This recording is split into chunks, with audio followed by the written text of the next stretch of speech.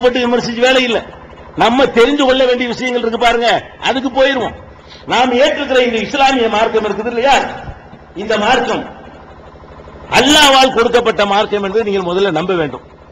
நம்ம ஏற்றுக்கிற இந்த மார்க்கம் இருக்குல்ல, இந்த இஸ்லாம்ங்கிற மார்க்கம் ஒரு 10-50 அறிஞர்கள் எல்லாம் கூடி ஆராய்ச்சி பண்ணி கண்டுபிடிச்ச மார்க்கமா? அப்படிலாம் கண்டுபிடிச்சது இல்ல. இந்த மார்க்கத்தை பத்தி நீங்க எப்படி நினைக்கணும்?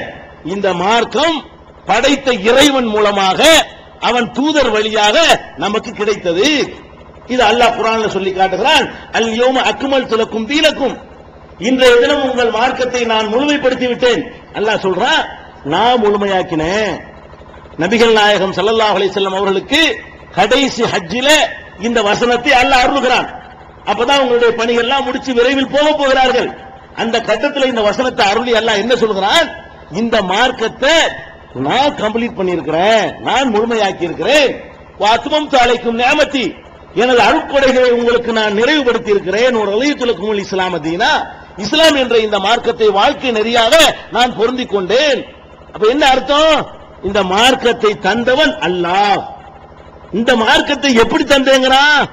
முழுமையா தந்தேங்கிறான். விளங்குதா உங்களுக்கு பாயிண்ட்? நீங்க வச்சுக்கிற இந்த இஸ்லாம்ங்கிற மார்க்கம் இருக்குதே, அதை தந்தது யாரு? அல்லாஹ். எப்படி தந்தா?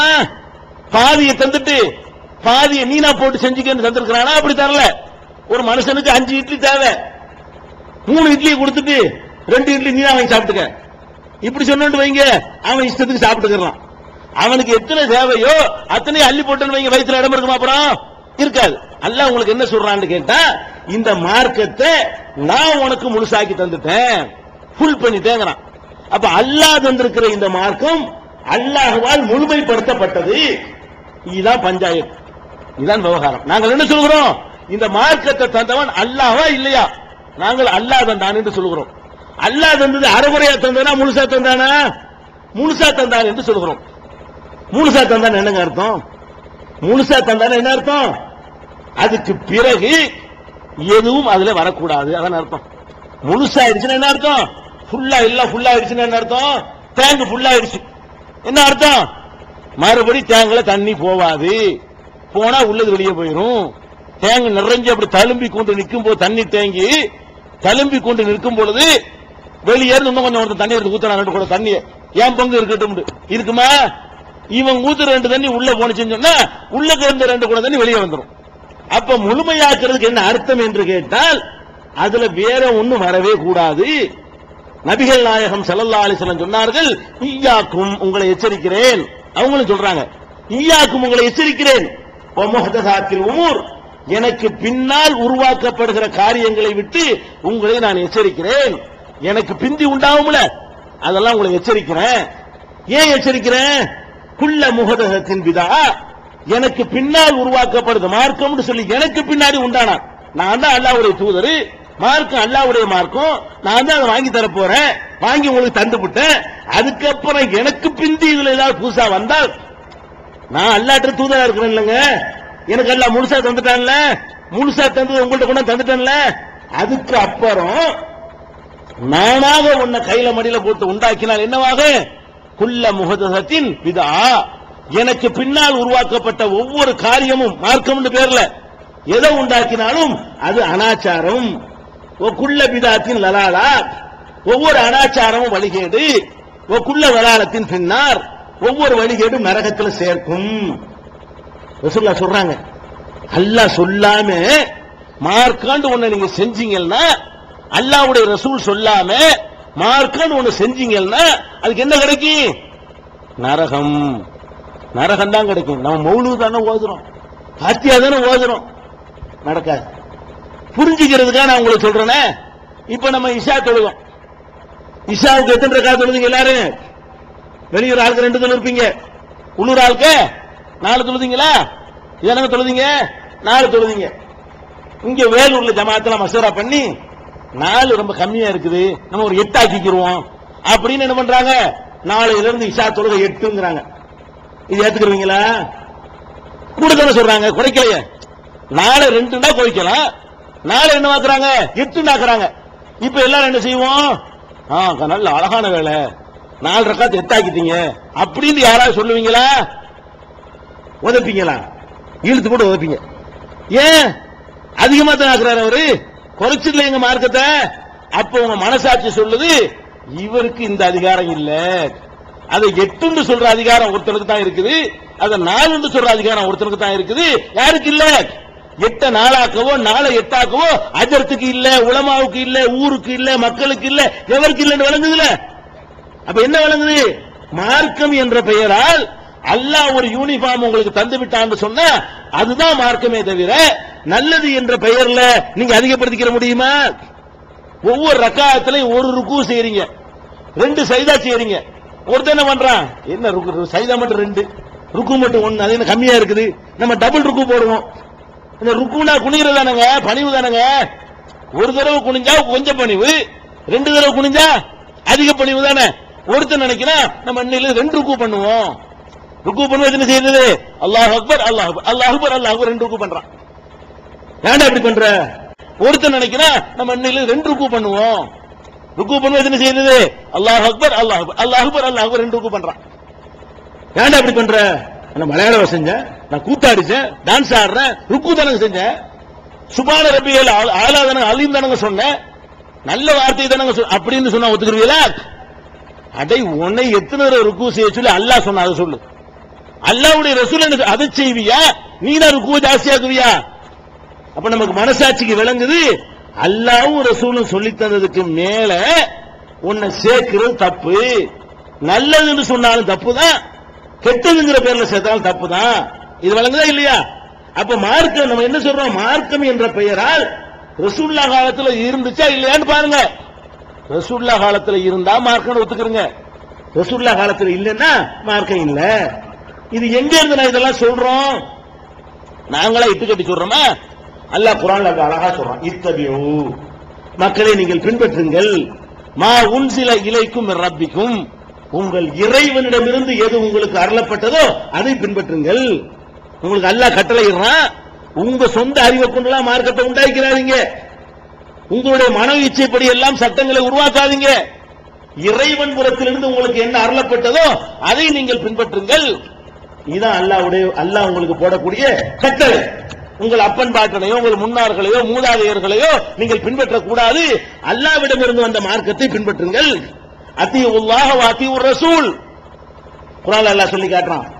அல்லாஹ்வுக்கு கட்டுப்படுங்கள், அல்லாஹ்வுடைய ரசூலுக்கு கட்டுப்படுங்கள். வலா துப்திலு அமாலக்கும், உங்கள் அமல்களை பாழாக்கி விடாதீர்கள். இந்த 2க்கு கட்டுப்பட்டீங்கன்னா உங்க அமல் பாழாகாது. அல்லாஹ் ரசூலை விட்டுட்டு 3வது ஆளு கட்டுப்பட்டீங்கன்னு வைங்க, உங்கள் அமல்கள் வீணாகி போய்விடும். அப்ப மார்க்கத்தின் அடிப்படை என்னவென்று சொன்னால், குர்ஆனில் இருப்பது மார்க்கத்தின் அடிப்படை, நபிகள் நாயகம் ஸல்லல்லாஹு அலைஹி வஸல்லம் சொன்னது மார்க்கத்தின் அடிப்படை. கடைசி ஹஜ்ஜில இறுதி பேருரையில நபிகள் நாயகம் ஸல்லல்லாஹு அலைஹி வஸல்லம் சொன்னார்கள், தரக்து ஃபீக்கும் அம்ரைனி, உங்களிடத்தில் 2 காரியங்களை விட்டு செல்கிறேன். 3 விட்டுட்டு போகல, 2 காரியங்களை விட்டு செல்கிறேன். லன் தலில்லு மா தமஸ்ஸக்தும் பிஹிமா, அதை பலமாக நீங்கள் பற்றிக் கொள்ளும் வரை வழி தவற மாட்டீர்கள். கிதாபுல்லாஹ், ஒன்று அல்லாஹ்வுடைய வேதம், ஓ சுன்னதி, 2வது என்னுடைய வழிமுறை. இந்த 2 தான், நான் 2 தான் உங்களுக்கு தந்துட்டு போறேன். ஒன்னு குர்ஆனை பிடிச்சிக்கிறீங்க, 2வது என்னுடைய வழிகாட்டுதலை எடுத்துக்கிறீங்க. இந்த 2 வழியில நீங்க போனீங்கன்னு வைங்க, நீங்க வழி தவற மாட்டீங்க. இதுதாங்க இஸ்லாத்தினுடைய அடிப்படை. நபிகள் நாயகம் ஸல்லல்லாஹு அலைஹி வஸல்லம் அவர்களுக்கு அருளப்பட்ட திருமறையில மஹ்ஷர் மைதானத்துல மறுமையில நடக்கிற ஒரு நிகழ்ச்சி எல்லாம் சொல்லி காட்டுறான். என்ன சொல்றான் தெரியுமா? யௌமத்து கல்லபு உஜூஹுஹும் ஃபின்னார், சில முகங்கள் நரகத்தில் போட்டு புரட்டப்படும். மஹ்ஷர் மைதானத்துல நியாய தீர்ப்பு நாள்ல சில முகங்களை சில போட்டு நரகத்தில் போட்டு அல்லாஹ் வறுத்து எடுப்பான். வறுத்து எடுக்கும் பொழுது அவங்களுக்கு காரணம் தெரியும்ல, அல்லாஹ் சொல்லிட்டு தானே செய்வான். பேப்பர்ல எழுதி இந்தாடா அவன் மார்க் ஷீட் கொடுத்து கொடுத்தா அடிப்பான். அல்லாஹ் அவன் என்னென்ன தப்பு செஞ்சானா எல்லாமே பேப்பரா வந்துடும். எல்லாத்தையும் கொடுத்து விட்டு இந்த இக்ரா கிதாபக, உன் புஸ்தகத்தை படி, கபாபி நப்சிகல் யௌம அலைக ஹசீபா, உன் கணக்கு நீனே பாத்துக்கடா, அந்த பாத்துக்கடா ஃபெயில் ஆயிட்டேன்னு சொல்லி அல்லாஹ் சொல்லித்தான் வழி தள்ளுவான். இப்ப நரகத்துல போட்டவன் என்ன பண்ணுவாங்கன்னா, போட்டவன் சொல்லுவானா, யாழைத்தனா அத்தான அல்லாஹ் அத்தான ரசூலா, அல்லாஹ் சொன்னதை கேட்டிருக்கலாமே, அல்லாஹ்வுடைய ரசூல் சொன்னதை கேட்டிருக்கலாமே, அதை கேட்காம இங்க வந்து கிடக்கிறோமே. இன்ன அத்தானா சாதத்தனா குபரானா, எங்களுடைய பெரியார்களையும் தலைவர்களையும் நாங்கள் கட்டுப்பட்டோமே. அலலுன சபீலா, எங்களை எல்லாம் வழிகெடுத்து விட்டாங்களே. அஜர் சொன்னதை கேட்டோமே, அசர் ஜி சொன்னதை கேட்டோமே, மௌலானாக்கள் சொன்னதை கேட்டோமே, உலமாக்கள் சொன்னதை கேட்டோமே, ஷேகுமார்கள் சொன்னதை கேட்டோமே, முஃப்திமார்கள் சொன்னதை கேட்டோமே, எல்லா பையனும் சேர்ந்து நம்மளை வழி எடுத்து விட்டாங்களே. பலன் உன்ன சபீலா, யா அல்லாஹ் எங்களுக்கு எடுத்து விட்டாங்களே. ரப்பனா ஆத்திஹிம் லஃபைனி மினல் அஸாப், இதெல்லாம் குர்ஆன் வசனம். ரப்பனா ஆத்திஹிம் லஃபைனி மினல் அஸாப், யா அல்லாஹ் அவங்களுக்கு 2 மடங்கு கூட அல்லாஹ். இவங்கள சொல்லித்தான் அவங்க அங்க போய் சொல்லுவாங்க. யாரு மக்கள்லாம் நம்ம எல்லாம் சொல்லுவோமா, அல்லாஹ் காப்பாத்தணும் நம்ம எல்லாம் சொல்லுவோமா? எப்படி சொல்லுவோம்? யா அல்லாஹ் அல்லாஹ் சொன்னது கேட்க சொன்னாங்க, கத்தனாங்க கேட்கல, நாங்க அல்லாஹ்வுடைய ரசூலை பின்பற்ற சொன்னாங்க கேட்க மாட்டேன்ட்டோம். அதை எடுத்து மௌலானா ஷேக் பீர் முடிந்து போனோம், எல்லா பேருங்களை கவுத்தி விட்டாங்க. இப்ப யா அல்லாஹ் அவங்களுக்கு டபுளை கொடு. அங்க கிடந்து நம்ம கத்துவோமா? யாருக்கிட்ட? நம்ம எங்களுக்கு 1 போது அவனுக்கு 2 ஆக்கு. அல்லாஹ் அதை ஏத்துக்க மாட்டான், அது ஒரு விஷயம். ஒலி குள்ளில் தேவன் எல்லாத்துக்கும் 2 தான் வாங்கடான்றான்ல, எல்லாத்துக்கும் 2, அவனுக்கு 2 தான், உனக்கு மூளையை கொடுத்தனா இல்லையா? அப்ப நம்ம மறுமையில போய் வெற்றி பெறுவதாக இருந்தால் என்ன பார்க்கணும்? அல்லாஹ் சொல்லி இருக்கிறானா, அல்லாஹ்வுடைய ரசூல் சொல்லி இருக்கிறார்களான்னு பார்க்கணும்.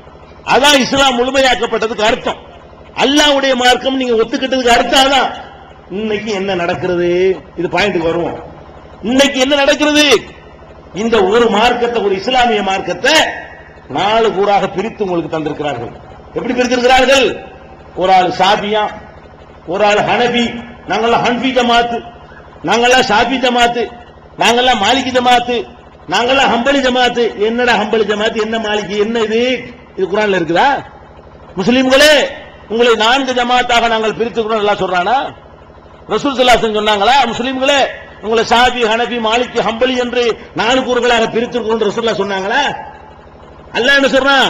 இன்ன ஹாதிஹி உம்மத்துக்கும் உம்மத்து வாஹிதா, இந்த உம்மத்து ஒரே உம்மத்து தான், 2 3 உம்மத்து இல்ல, ஷாபி ஹனபி மாலிகின்னு இல்ல அப்படின்னு சொல்லி காட்டுறான் அல்லாஹ். அதே மாதிரி என்ன செய்யறான்? இது ஒரு வழிதான். குல் ஹாதிஹி சபீலி, இதுதான் என்னுடைய ஒரே வழி அல்லாஹ் சொல்லி காட்டுகிறான். வலா தத்தபிஉ சுபுல, பல வழிகளை பின்பற்றி விடாதீர்கள். ஃபதஃபர்ரக பிக்கும் அன் தீனிஹி, உங்களுடைய அல்லாஹ்வுடைய தீனை விட்டு உங்களை திசை திருப்பிரும். ஒரு வழியில போங்க, நிறைய வழியில போயிடாதீங்க. அப்ப இந்த மார்க்கம் ஒரு மார்க்கமா இல்லையா?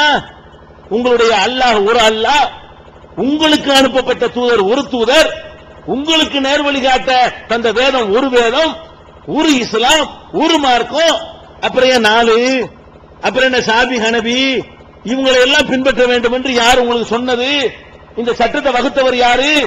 இவ்வளவு உலமாக்கள் இருக்கிறீங்க, பாக்கியாத்து உலமாக்கள், தேவபந்து உலமாக்கள், தப்லீக் உலமாக்கள், மேல் விசாரணை உலமாக்கள் என்று சொல்லி ஹனபி ஹனபி என்று சொல்லி நாங்கள்லாம் ஹனபிகள், இது ஹனபி மஸ்லக்கை சேர்ந்தவர்கள், அதுக்கு எதிராக இவர்கள் செயல்படுகிறார்கள் என்று பிரச்சாரம் செய்கிறீர்களே, அது என்ன ஹனபி மஸ்லக்? எடுத்துக்காட்டு குர்ஆன்ல இருந்து. உனக்கு இந்த ஹனபி மஸ்லக் என்று நீனாக ஒரு மார்க்கத்தை உண்டாக்கிக் கொள்வதற்கு அனுமதி அளிக்கிற குர்ஆன் வசனம் எது? அனுமதி அளிக்கிற நபி மொழி எது? காட்ட முடியுமா? அப்ப எதுக்கு நம்மெல்லாம் முஸ்லீம் என்று வாழ்கிற நம்மளை எப்படி ஷாபி ஹனபின்னு பிரித்தார்கள்? உங்களுக்கு சில செய்திகளை